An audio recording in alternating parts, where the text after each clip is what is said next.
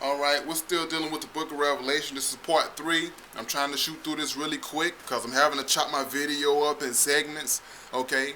Because, I can only upload, videos so long.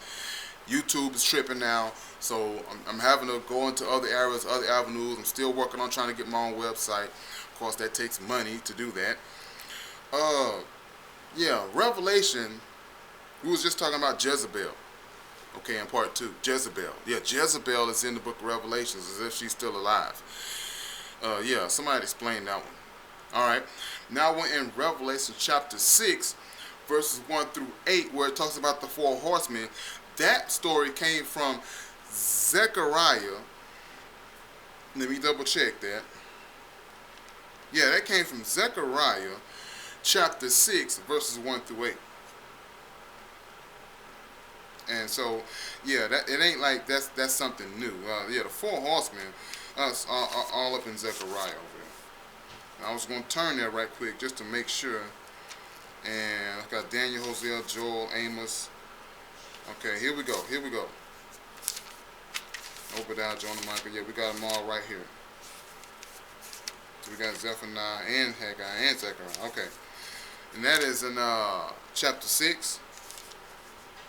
Starting at verse 1. And I turned and lifted up my eyes and looked, and behold, there came 4 chariots from out from between 2 mountains, and the mountains were mountains of brass. In the first chariot were red horses, and in the second chariot black horses, and in the third chariot white horses, and in the fourth chariot grizzled and bay horses. So when you read Zechariah chapter 6, and you start from verse 1 and you read on down, that's where the book of Revelation gets the 4 horses. The 4 horsemen from Zechariah. Okay. Revelation chapter 7, verse 17, where it says, the Lamb shall feed them and lead them, and God shall wipe away all tears from their eyes. There is no lamb mentioned in the prophets like that. Alright. You read Isaiah 25, verse 6 to 8. And I'll turn there right quick. Isaiah 25. Where's that? 6 through 8.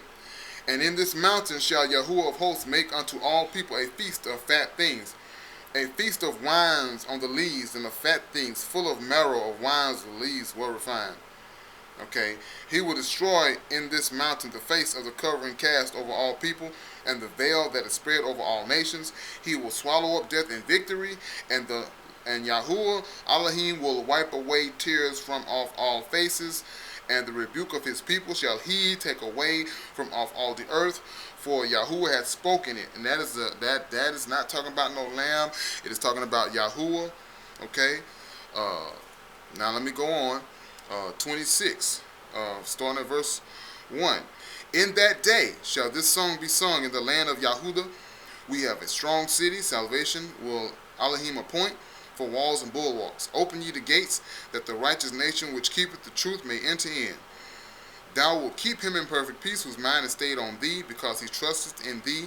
Trust ye in Yahuwah forever, for in Yahuwah is everlasting strength, for he bringeth down them that... Okay, so there's no lamb right there either. All right. When you read Revelation chapter 9 verse 3, where it talks about the locusts, they got that from Exodus chapter 10 verses 12 through 14. All right. When you read Revelation, I gotta make it quick. I know. I'm just throwing this out at you. Revelation chapter 8 verses 7 and 8, where it talks about the hail and the fire mixed with blood. Okay, and the trees and the green grass burn up. They got that from Exodus chapter 9, verse 22 through 26, which already happened. All right, just go back and read it. Double check. I'm not making this up. All right, because the book of Revelation got a lot of stuff, a lot of stories, different things that they took from other books, and then put it in the book of Revelation, and then said, here you go. Even though it's filled with stories of things that already happened, like the story about Jezebel, the 4 horsemen. All right, now we got the hail and the locusts that happened in Egypt already. All right, now we got Revelation chapter 10, verse 7. Okay. Now this is an important verse. I'm gonna go to that one. Revelation 10 and 7. And I'm finna check them. I'm gonna check them on this. Now Revelation 10 and 7. I'm gonna show y'all this right here. Revelation 10 and 7 says, "But in the days of the voice of the seventh angel, when he shall begin to sound, the mystery of Elohim shall be finished." And look at the part that's underlined. "As he has declared to his servants the prophets." So however he declared it to the servants, the prophets, that's how it's going to happen. And that's what's supposed to be in this book. Whatever he told the prophets. Because it's got to be as he declared to his servants, the prophets. Keep that in mind. All right? Because it's supposed to be as he declared to his servants, the prophets. If it ain't in the prophets, then it's a lie. Okay? It's just some made up garbage that we shouldn't even worry about. So let's see if Revelation is lining up with the prophets. Now, and don't forget 2 Chronicles chapter 20, verse 20. Where we was told to believe in the prophets, so shall you prosper, okay? All right. Because you got to think about it.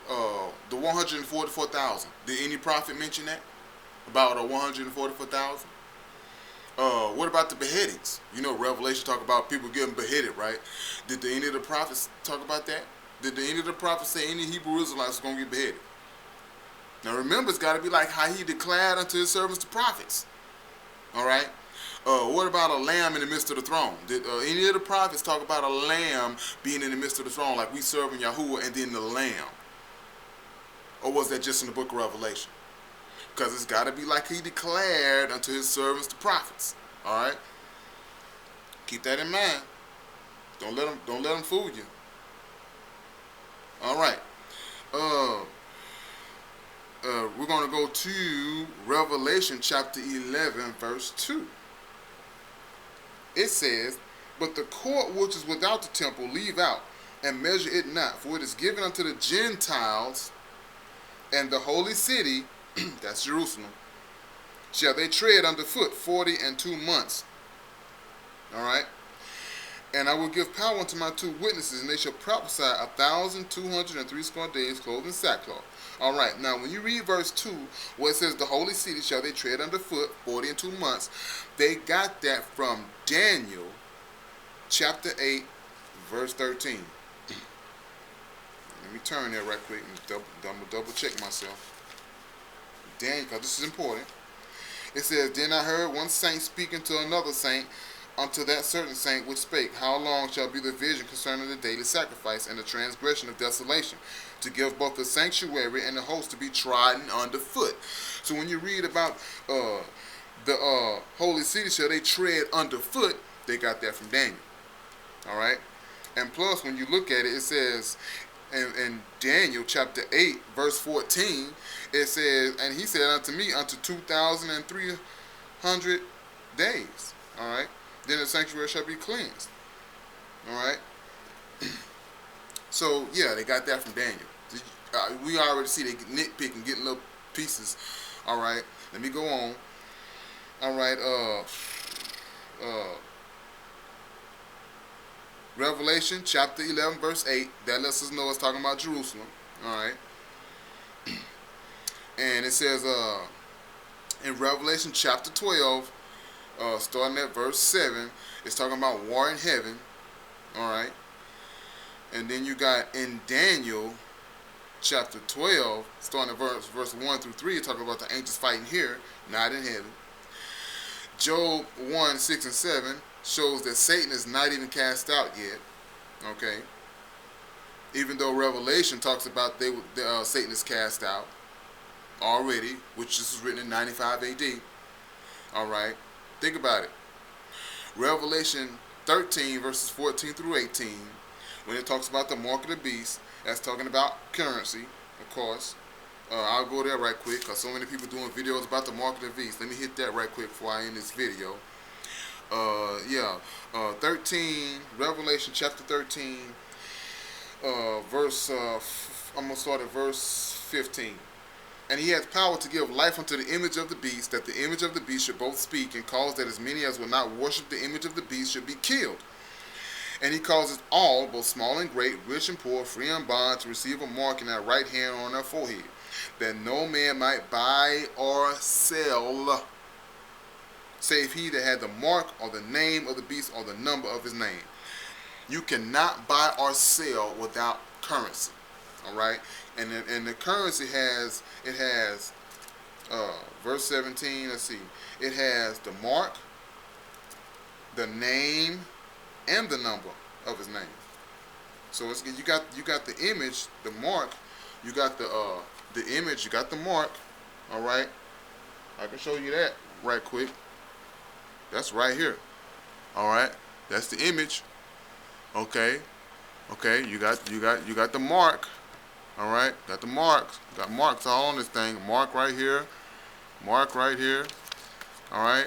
Now they even have watermarks on the currency. All right, and you got the number. You got numbers here up here. All right. So you got names, numbers, image, marks. All right. We got mark here. Name, number, image, and mark. And you can't buy nothing without this. All right, it's that simple. That's the mark right there. And when it becomes digital, when it becomes a chip, okay, then yeah, it'll be this. Only it'll be in the chip, okay, in the hand or the forehead. So there you have it. Yeah. So the Book of Revelation is dealing with a lot of things that either already happened or things that are taken out of other books and added to the Book of Revelation to make it all fit like a nice little story. All right, but yeah, I'm gonna end this video and I'm gonna make another video about the Book of Revelation. I'm going to squash this whole Revelation thing down.